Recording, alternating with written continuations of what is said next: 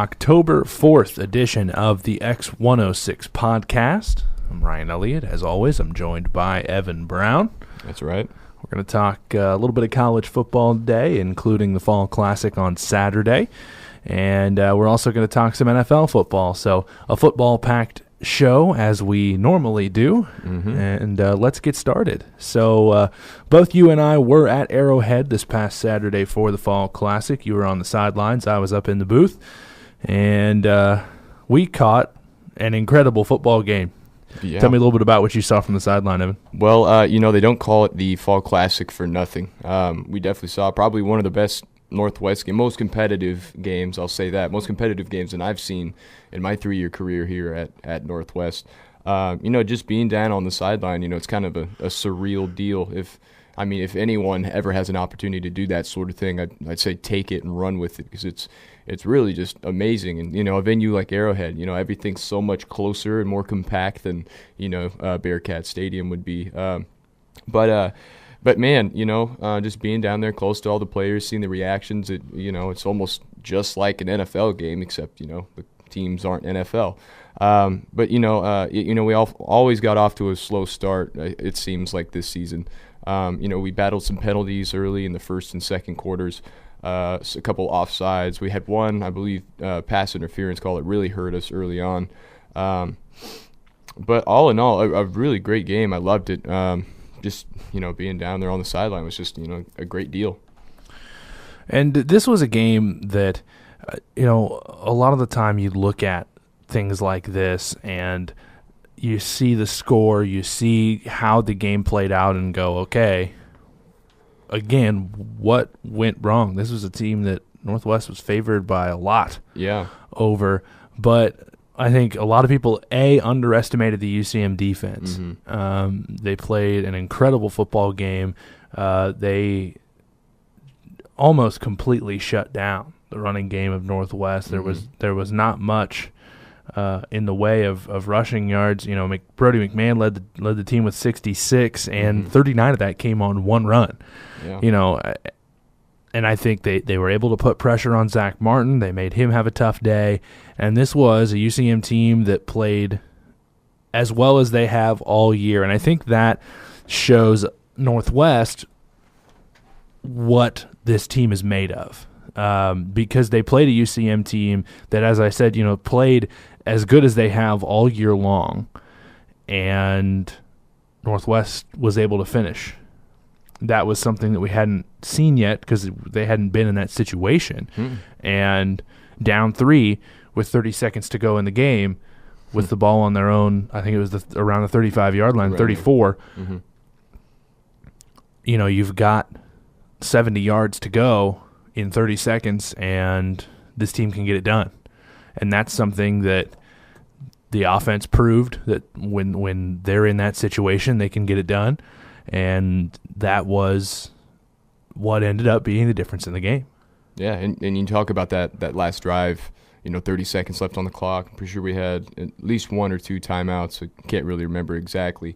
But I was standing right next to X106 own Max Moore when UCM went up, and, everybody's faces were kind of grim. And I looked over to Max, and I was like, man, I don't like the way this is going. And Max was like, hey, man. And he was like 30 seconds and 1 timeout is an eternity in college football.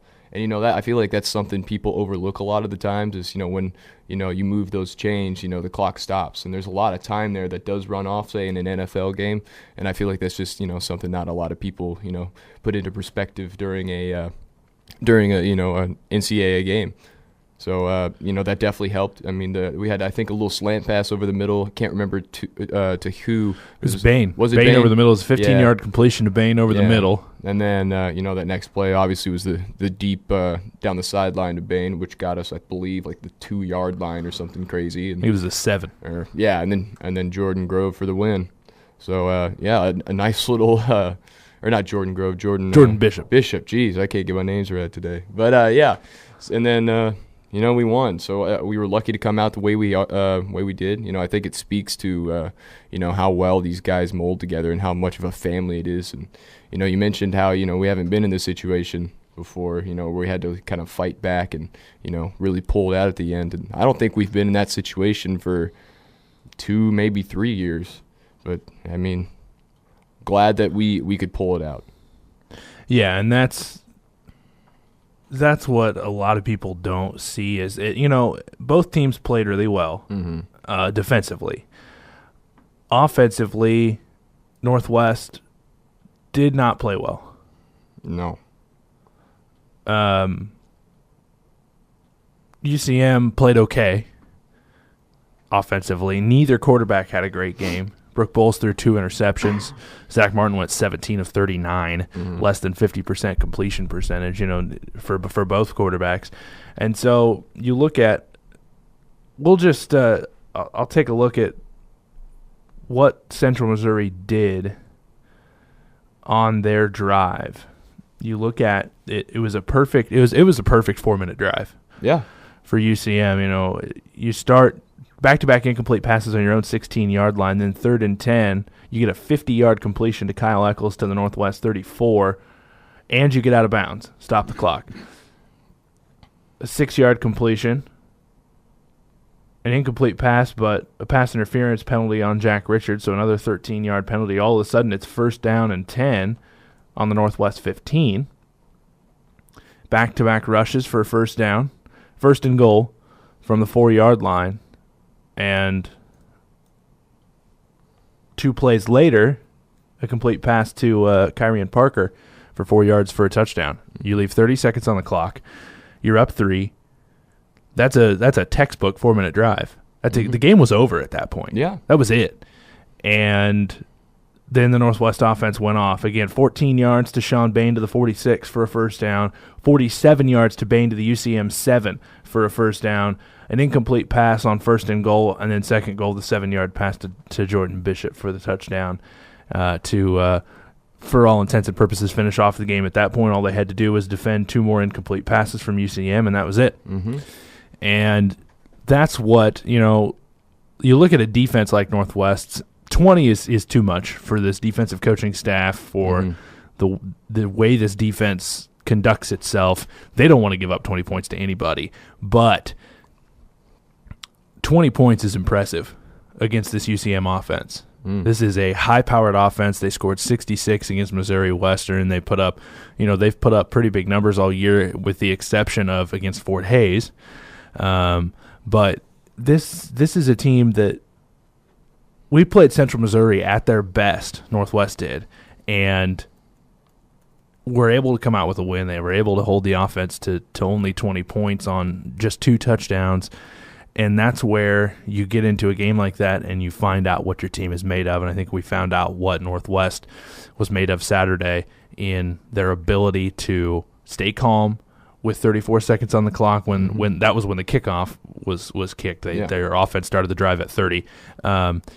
They were able to keep calm. They were able to keep themselves in a mindset where we still have a chance to win this game. We got a job to do. And so that's what I think speaks to, even though this offense has struggled, and they struggled for 59 minutes in that game. They were bad for 59 minutes in that game, and then all of a sudden they were able to come back and get the job done when it needed to be done. And I think that, while, yes, 55-10 wins are great, it's games like this that make a championship football team. Absolutely. And so this is, by no means is it a bad win. No win's a bad win, but it was a fun game. It was fun to call, and another win, 35 in a row now for this Northwest team, moving into this week, Military Appreciation Day at Bearcat Stadium. Kickoff, I believe, is at 1:30 on Saturday at home against Central Oklahoma. So the season continues after a thriller at Arrowhead. And we'll use that to segue into some more college football of the Division I variety. Another full schedule of college football this week, and it all starts tonight, actually, with Arkansas State and Georgia Southern at 7 o'clock on ESPN2. A pair of mid-major teams that are right in the middle of the pack at their conference right now. And then tomorrow, Thursday, October 5th, it is Louisville at NC State, 14 at number 24, 7 o'clock from Carter Finley Stadium in Raleigh, Nebraska. That is on ESPN. That may very well be the game of the week on Thursday. It because very well could be. Yeah, you have that high-powered Louisville offense and an NC State team that I think has impressed a lot of people this year. This NC State team with wins over Marshall, Furman, Florida State, and Syracuse. Of course, the win over Florida State is what people look at. That's what dropped Florida State to 0-2 and booted them out of the top 25. And a good win over Syracuse as well, a tough Syracuse team. So Louisville might be in trouble for this one. The 24th ranked Wolfpack, 4-1, second in the ACC. Their only loss was to South Carolina in Game 1. And, we get a chance to see Lamar Jackson once again as he attempts to find his second Heisman in a row, which is starting to look less and less likely with the loss to Clemson and a couple of, I would say, mediocre performances in his last couple of games, and the rise of Saquon Barkley, which we'll talk about here in a little bit. But so that's an interesting game to look at. What do you think of that one, Evan? Oh, man.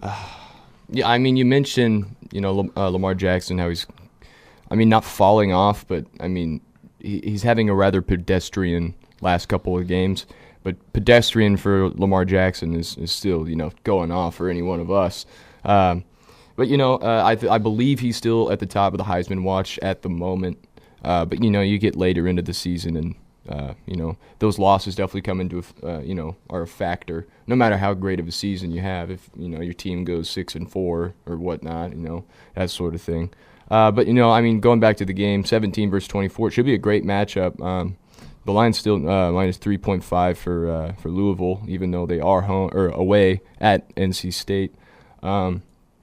This is another one of those games that could really go either way. If, NC State can somehow, just contain Lamar Jackson, maybe force him into throwing a couple picks, just keep him in that pocket, and, NC State might accidentally come off with a win. It's very possible, especially in Raleigh. It's a tough place to play there in the ACC. We also have some matchups on Friday. Memphis, Connecticut at 6 o'clock on ESPN, and Boise State at BYU at LaVell Edwards Stadium at 9:15. Another couple of mid-major schools there. That Memphis, of course, a team that beat UCLA a couple of weeks ago. Connecticut, a struggling team in the American. Boise State and BYU as well, a couple of mid-major teams that can put up some offense there in Provo, Utah. Now we look at Saturday, and right off the bat, we have number 2, 3, 4, and 5 all in action at 11 o'clock on Saturday. You look at Wake Forest at Clemson, Iowa State at Oklahoma, Penn State at Northwestern, Georgia at Vanderbilt. And these are, and you also have number 12, Ole Miss at number 12, Auburn in action as well at 11 o'clock. So let's start with Wake Forest, Clemson. You look at this team, this is two teams that play incredible defense. Clemson, of course, the number 2 ranked team in the country and has what probably is the best defense in the country. And Wake Forest, who leads the nation in tackles for loss right now, have a very good defensive front and could present some problems for this Clemson offense. You said it all. Everything I was thinking about saying, you just kind of said that. Wake Forest defense, just don't sleep on an unranked team. We've seen it time in and time out. An unranked team comes in and upsets maybe not top 2, but, a top 5, top 10 team at home every once in a while. I'm not saying this is going to be the game, but, it's definitely one to watch out for. Clemson has to be favorited in this game. You can't go in saying that Wake Forest is going to walk all over Clemson. It's not going to happen. You just look at that Clemson defense, and it's just I can see a few people on that defense, probably about half of them, who are probably going to go to the NFL here at some point. So definitely a very talent-filled Clemson defense, and it's going to be a tough one for Wake Forest.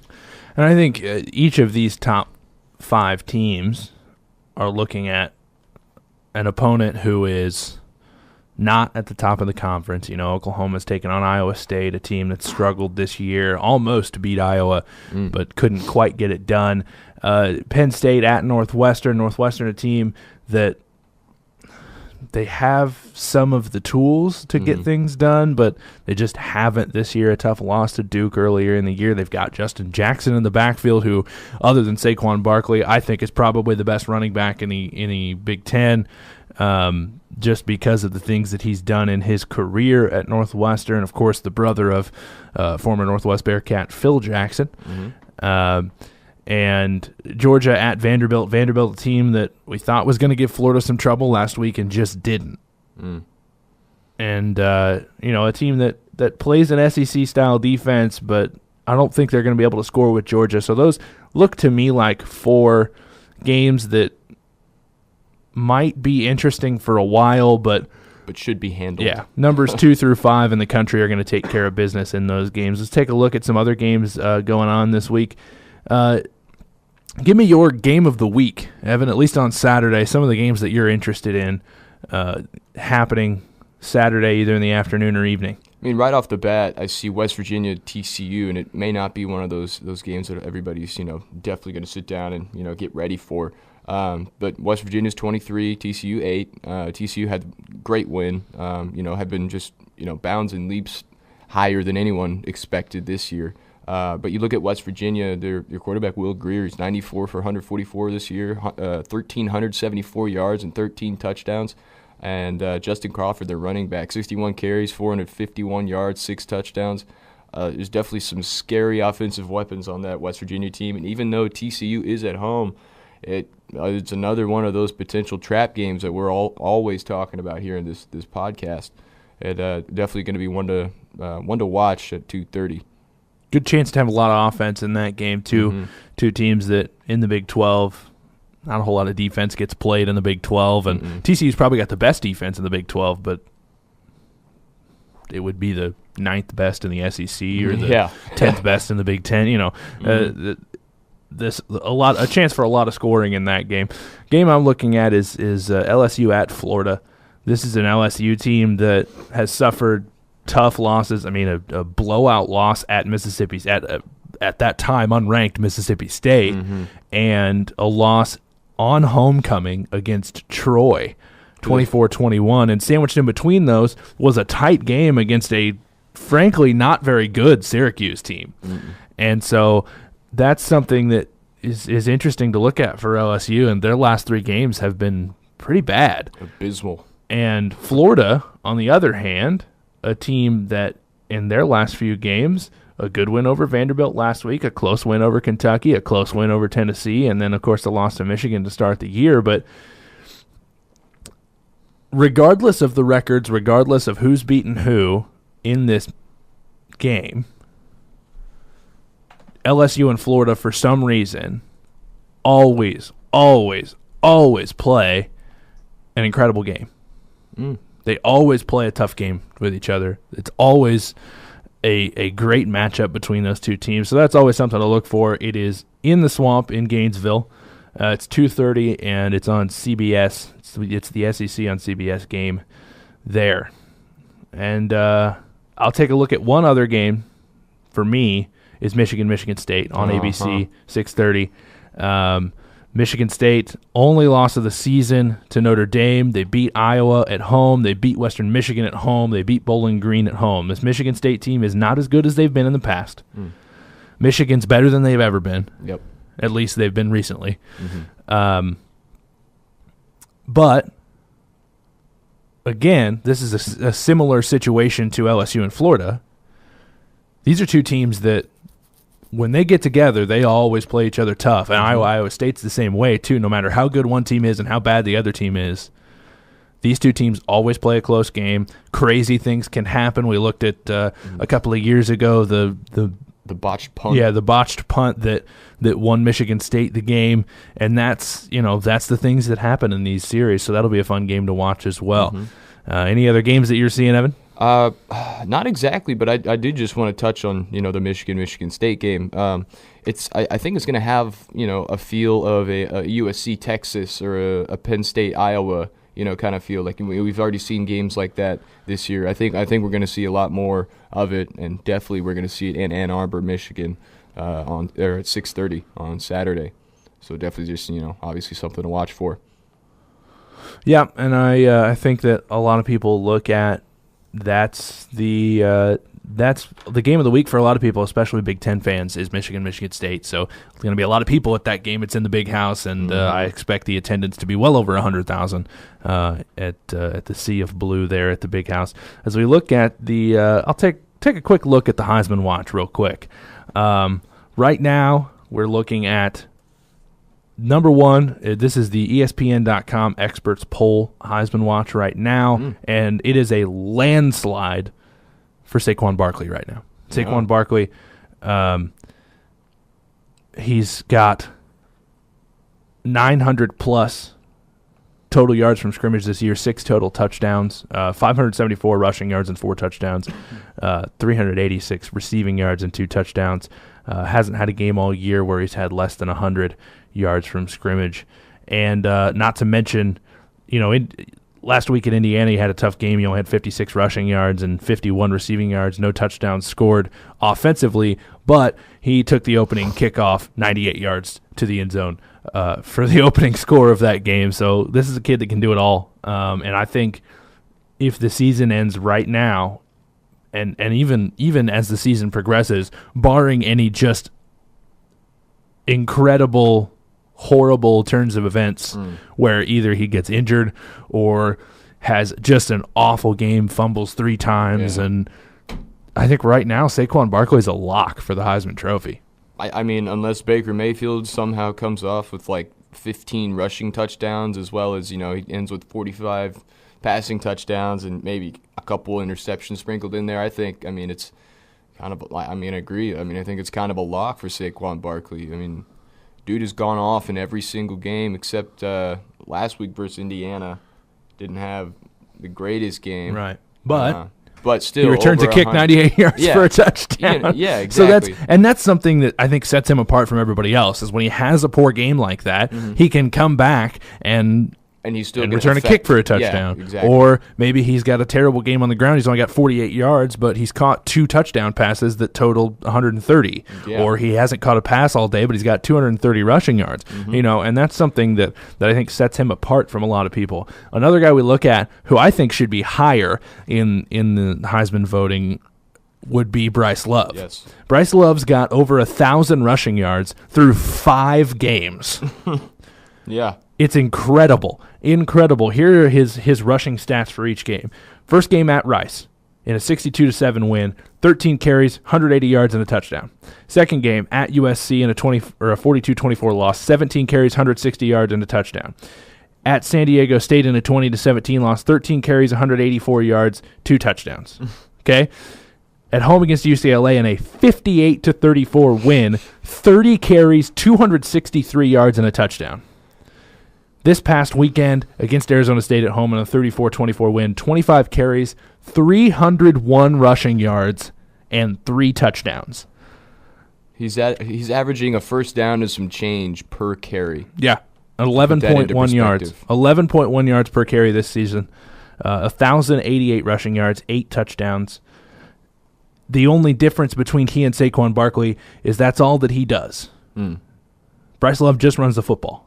He's got 2 catches for 5 yards this year total. Yeah. Saquon Barkley's got 386 receiving yards. Yep. That's what makes the difference. Bryce Love doesn't return kickoffs. Bryce Love just rushes for a lot of yards. A lot. It does it well. A lot of yards and a lot of touchdowns. He has had a 50-plus yard run in every game this season. Who does that sound like? I don't know.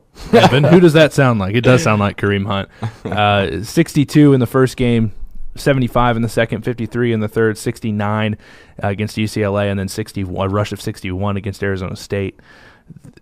It's unbelievable what he is doing rushing this season, and I think a lot of people looked for it. This is a kid from Wake Forest, North Carolina. Almost a surprise that he went to Stanford, but a history of good running backs there at Stanford, and Bryce Love is just yet another example of that at Stanford. You talk about Christian McCaffrey. You remember Toby Gerhart a few years ago. They had Barry Sanders' kid. They've had a lot of good running backs there at Stanford over the past few years, and Bryce Love is just another in that list. So, anything else you want to touch on, Evan? No, not really. I mean, just going back on Bryce Love again. We're just kind of talking about the Heisman. And, if Baker Mayfield doesn't, continue to impress, I think it'll be Saquon Barkley and Bryce Love 1-2 if Baker Mayfield just doesn't impress more than he's done. I mean, don't get me wrong, he's done well. I mean, almost 1,400 yards, 13 touchdowns, no interceptions, 75% completion percentage. I mean, those are godly numbers, but when you look at these two running backs just running over everyone, it's more impressive for people voting and people sitting at home. Yeah, and I think, you look at, again, you look at guys in the Heisman watch, and, the other two are Luke Falk and Lamar Jackson. Luke Falk over 1,700 passing yards, 16 touchdowns. I believe he leads the nation in passing. And Lamar Jackson, who's second in the nation in total yardage. Those are two guys that have the chance to have a couple of good games together and maybe bring themselves up the Heisman board. But as you mentioned, Saquon Barkley, Baker Mayfield, Bryce Love, I think those are the lock for the top three right now. And Saquon Barkley's got a pretty good hold on it at the moment, the junior from Penn State. So that, I think, will conclude our talk about college football, and we will move on to the NFL. So you are listening to the X106 podcast, and we're going to get started talking about this past week of NFL football. It's going to be difficult not to mention the game on Monday night, so we will mention the game on Monday night. So let's talk a little bit about what we saw from the Chiefs and Redskins this past Monday night. Go ahead, Evan. A lot of injuries. I don't want to say it was just this was the only reason we won, but I think it was a big help, a big push to that W column. I mean, they had probably, at least five. I know at least five of their guys, definitely went out for, at least a series or two. I know Josh Gordon or Norman, he's out for at least a few weeks. He had, the bruised ribs and everything before this game came in, and I'm not sure if it was bruised or broken, but one of those ribs definitely got aggravated in the game versus the Chiefs. A lot of injuries by the Washington Redskins is what I'm getting at on that defensive side, and really helped Alex Smith be able to spread the field a little bit more and get that defensive side of the ball a little bit more winded. All in all, I think it was a good defensive showing for the Chiefs, except for that 79-yarder to Vernon Davis that really made me want to pull my hair out.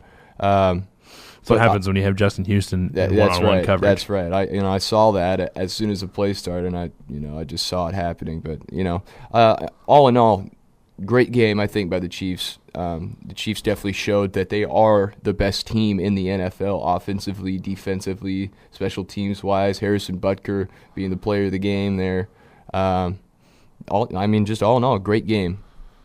I agree. Especially versus a team like the Redskins who, they don't play around. They're not one of these teams you can walk over.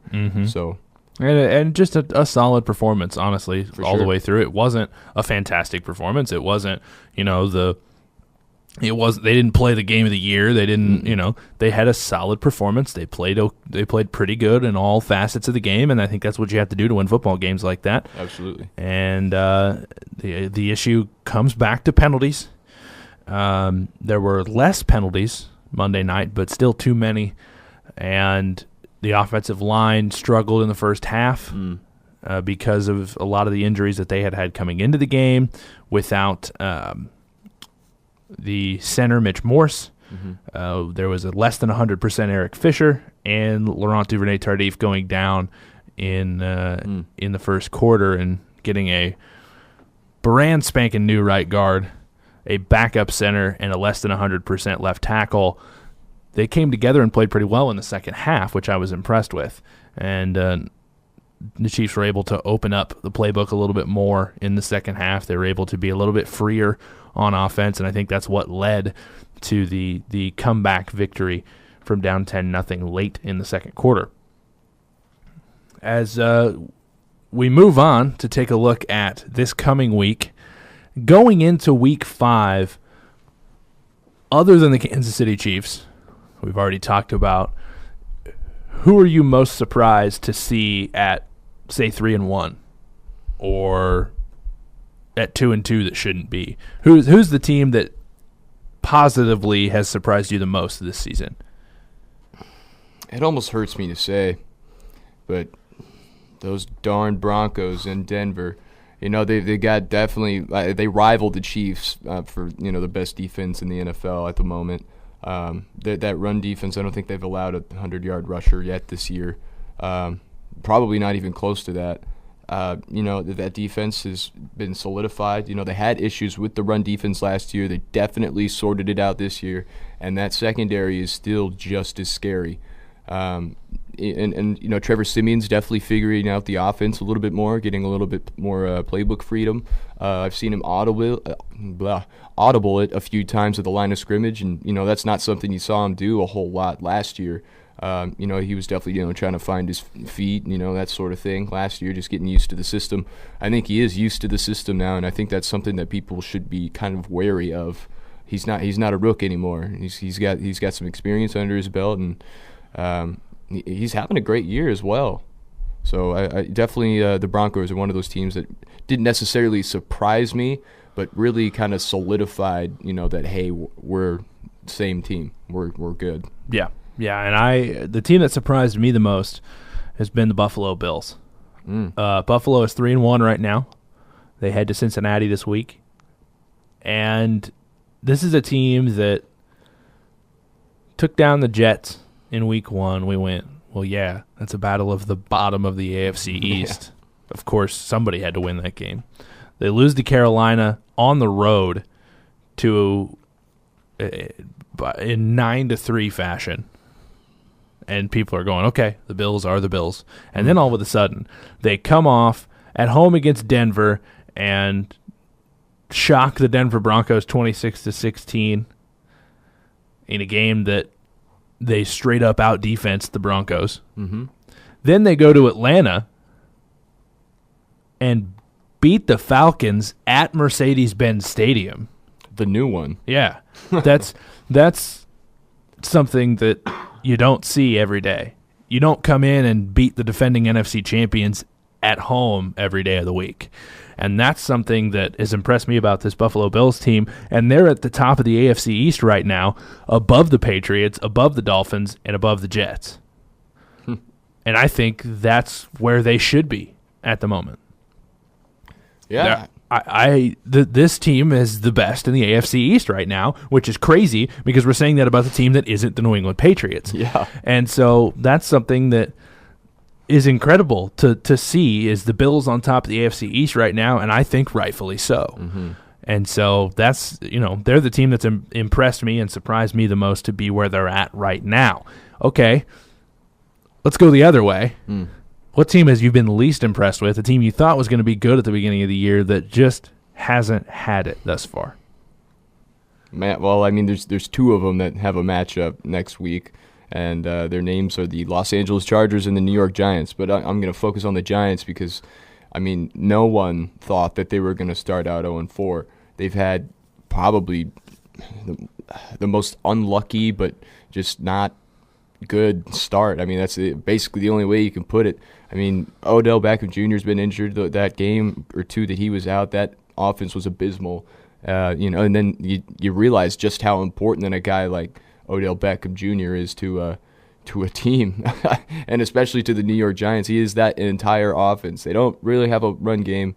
Paul Perkins has been struggling. They got Shane Vereen to back him up. Shane Vereen is much of the same kind of runner than what's his name? Paul Perkins is. Eli Manning has been sloppy at times. That defense is keeping them in games, but they can't do everything. So I obviously expect that the Giants will probably get the win over the Chargers just because they are at home. But the Chargers again have one of those disappointing teams this year as well. Yeah. Those are two teams that I think a lot of people, especially fans, looked at and went, okay, this might be a pretty good year, and it just hasn't thus far. And while it is unfortunate for both of those teams, things like that happen. This is the NFL, and sometimes teams start 0-4.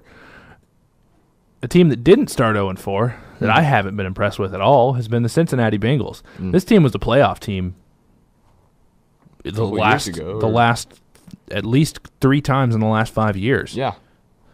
And this team is no different than the team of the last 5 years. But Andy Dalton is reverting back to his terrible quarterback ways. Turnovers have been an issue for this team. They finally got their first win of the year in Cleveland, 31-7. But prior to that, losses at Green Bay. Okay, not a bad loss. A 13-9 loss to Houston, which, again, not terrible. And then 20-0 to open the season against the Ravens. They still haven't scored a touchdown at home. It's been 4 weeks. They haven't scored a touchdown at home. 2 games. There's something going on. This team is offensively not playing very well. No. They're at home against Buffalo this week. The team that I mentioned earlier was impressive the other direction, and they may not score a touchdown again. They've got a bye week, week 6, and then they finally get started. Oh, wait, at the Steelers. Well, good luck. It's tough to go into Heinz Field and win for any team, let alone a team that's struggling in the Cincinnati Bengals. So that's the team that's impressed me the least. Let's go through some of the matchups this week on the schedule as we look at a couple of absolute garbage matchups this week. Yep. Quality games in the Sean Nino way to describe quality. We've got Jets-Browns at noon on Fox from Cleveland. 49ers-Colts in Indianapolis, also on Fox. Chargers-Giants, as we mentioned, a pair of 0-4 teams. And I believe that's about it for just matchups between two subpar teams. Yeah, subpar. That's a good way to put it. It's a nice way to put it. That's a good way to put it. But yeah. So we're looking at Jets-Browns, 49ers-Colts, and Chargers-Giants. Chargers-Giants, a pair of 0-4 teams. 49ers-Colts. 49ers are 0-4. Colts are 1-3. Browns are 0-4. And the New York Jets are 2-2 with wins coming over Miami and Jacksonville. And in a game where Miami played absolutely terrible and the Jacksonville Jaguars are, well, the Jacksonville Jaguars. So there are a lot of teams at the bottom of the NFL right now, and these are teams that are playing each other at the moment, which makes for an interesting week because that means that the teams at the top are playing each other as well.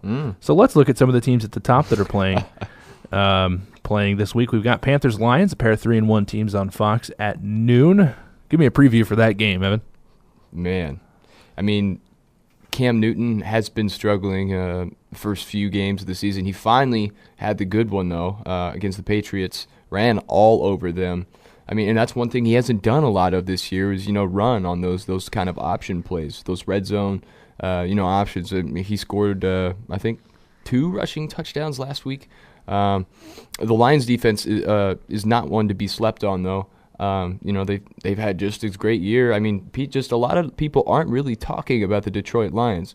And you can't sleep on Golden Tate. You can't sleep on Marvin Jones Jr. You can't sleep on the highest-paid quarterback in the NFL right now, Matthew Stafford. That's a high-powered offense you got to look out for. Amir Abdullah is kind of teetering between that question mark zone. No one really knows what he's capable of. I mean, we've all seen it in Nebraska, but we have yet to really see him break out in the NFL yet. I don't think this is the game he's going to break out. The Panthers' run defense is stifling, to say the least. But I think this one has the potential to be a low-scoring game. I think whoever scores more than 21, I think will take the cake. I can dig that. I think that's, as you mentioned, a couple of teams that the Detroit Lions, a team that puts up a lot of numbers offensively, has had some questions defensively, but the defense has played okay this year. Carolina, always a team in the mix. The other, we look at Green Bay and Dallas is a game this is 2 NFL blue bloods. These are 2 franchises that have a whole lot of history, and that's always going to be a game anytime those 2 teams get together. That's from Dallas at AT&T Stadium. And then you look at Chiefs-Texans. Chiefs team that's 4-0. They're number 1 in the NFL right now. A Texans team that's coming off back-to-back impressive football games. A 33-36 loss to New England in the final seconds. They got Tom Brady in that one. And Deshaun Watson had an incredible football game. And Deshaun Watson then came back and had an even better football game against the Tennessee Titans in a 57-14 win. It's the first time in NFL history that a game has ended 57-14. And the Houston Texans did it. So, not to mention, they're number 4 in the NFL in points per game, which is a pretty good place to be. And they're 5th in the NFL in rushing yards. Yeah, and you talk about the points per game. That's somewhere they haven't been in the past few years. I mean, I can't count on two hands the amount of times that they scored just barely over 13. You know, all field goals with Tom Savage and Brock Osweiler as their quarterback. They found their quarterback in Houston. They have, and Deshaun Watson has been the guy. And will continue to be the guy, I think, for this Texans team. This is a dangerous football game for the Kansas City Chiefs. In Houston, I think this might be loss number 1. Honestly. It could be. I think there's a good chance. There's a good chance. Just Kareem Hunt's got to be Kareem Hunt, I think. Which isn't necessarily a terrible thing. No. Losing in Houston, they aren't going to go 16-0. The Chiefs are not going to go 16-0. It's just not going to happen. And if you would have told me at the beginning of the season as a Chiefs fan that loss number 1 would come in week 5 at Houston when we're playing New England week 1, we play at home against the Redskins, we play the Eagles, we play, you kidding me? Playing in Los Angeles against the Chargers. Yeah. The first 4 games of the season, you tell me loss number 1 would come in Houston, I wouldn't be mad about it. And it may not. As well, there's a chance Kansas City could come out of Week 5 of the NFL season 5-0, playing in Foxborough, in Los Angeles against the Chargers, in Houston against the Texans, and at home against the 2 best teams in the NFC East in the Redskins and the Eagles. I'm excited. I'm excited. I love the direction that this team's trending. I mean, I don't want to say there's still question marks on the Texans' offense because, I mean, we've seen what Deshaun Watson can do. But there are. I mean, he's still a rookie. Exactly. He's still going to have a chance to make some poor decisions in the pocket, which I think he will, and I think the Chiefs' defense will have an opportunity to take advantage of that. You've got Lamar Miller in the backfield, a guy that can be really, really good, and a guy that can be really, really bad at times. So I agree that there are definitely question marks on this Houston offense, but, there are still question marks on the Kansas City offense, especially on the offensive line. Will Mitch Morse be healthy? I doubt it. Laurent Duvernay-Tardif isn't going to be around. You look at, obviously, they're missing Eric Berry and will for the rest of the season. There are going to be question marks, but it'll be a fun football game, and that's Sunday night at 8:30 Eastern, 7:30 right here on NBC on Sunday Night Football. So that'll be a fun game. And I believe that will conclude our X106 podcast for this Wednesday, October 4th. Thanks for joining us. I'm Ryan Elliott. And I'm Evan Brown. And this has been the X106 podcast.